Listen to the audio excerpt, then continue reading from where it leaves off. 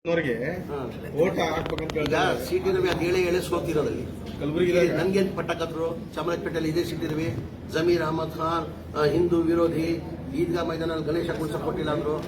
ನನಗೆ ಎಷ್ಟು ಲೀಡಲ್ಲಿ ಗೆದ್ದೆ ನಾನು 53,000 ಲೀಡಲ್ಲಿ ಗೆದ್ದಿರೋದು. ಮುಸಲ್ಮಾನಿಂದ ಹೆಚ್ಚಾಗಿ ಹಿಂದೂಗಳು ನನ್ನ ಕ್ಷೇತ್ರದಲ್ಲಿ ನೋಡ್ಕೊಟ್ಟವ್ರೆ.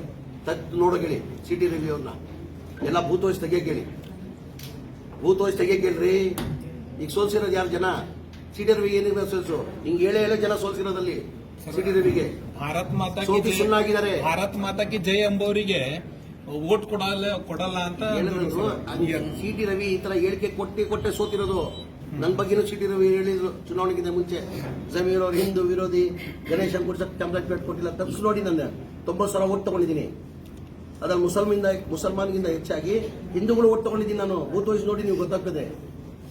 ಸರ್, ಇನ್ನೊಂದು ಎಮರ್ಜೆನ್ಸಿ ವಿಷಯಕ್ಕೆ ಸಂಬಂಧಪಟ್ಟಂಗೆ ಸರ್, ಖರ್ಗೆ ಅವರು ಮತ್ತು ಸೋನಿಯಾ ಗಾಂಧಿ ಪ್ರತಿಭಟನೆ ಮಾಡಿದ ಸಂವಿಧಾನ ಇಟ್ಕೊಂಡು ಸಿಟಿ ರವಿ ಟಾಂಗ್ ಕೊಡ್ತಾ ಇದ್ದಾರೆ ಸರ್. ಅಂದ್ರೆ ಇವರು ಬರೀ ಡ್ರಾಮಾ ಮಾಡ್ತಾ ಇದ್ದಾರೆ. ಯಾವಾಗ ಎಮರ್ಜೆನ್ಸಿ ತಂದವರು ಇಂದಿರಾ ಗಾಂಧಿ ಅವರು, ಸಿಟಿ ರವಿ ಸರ್ ಎಮರ್ಜೆನ್ಸಿ ತಂದವರು ಅವಾಗ ಇಂದಿರಾ ಗಾಂಧಿ ಅವರು ಈಗ ಸಂವಿಧಾನ ಪ್ರತಿಭಟನೆ ಮಾಡ್ತಾ ಇದ್ದಾರೆ, ಡ್ರಾಮಾ ಮಾಡ್ತಾ ಇದ್ದಾರೆ ಅಂತ ಹೇಳಿಕೆ ಕೊಟ್ಟು ಸೋತಿ ಸುಣ್ಣಾಗಿ ಕೊಟ್ಟಿದ್ದಾರೆ. ಅದೃಷ್ಟ ಚೆನ್ನಾಗಿದೆ.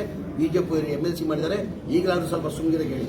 ಹೆಚ್ಚಿನ ವಿಡಿಯೋಗಳಿಗೆ ಪ್ರತಿಧ್ವನಿ ಯೂಟ್ಯೂಬ್ ಚಾನೆಲ್ ಸಬ್ಸ್ಕ್ರೈಬ್ ಮಾಡಿ, ಬೆಲ್ ಐಕಾನ್ ಕ್ಲಿಕ್ ಮಾಡಿ.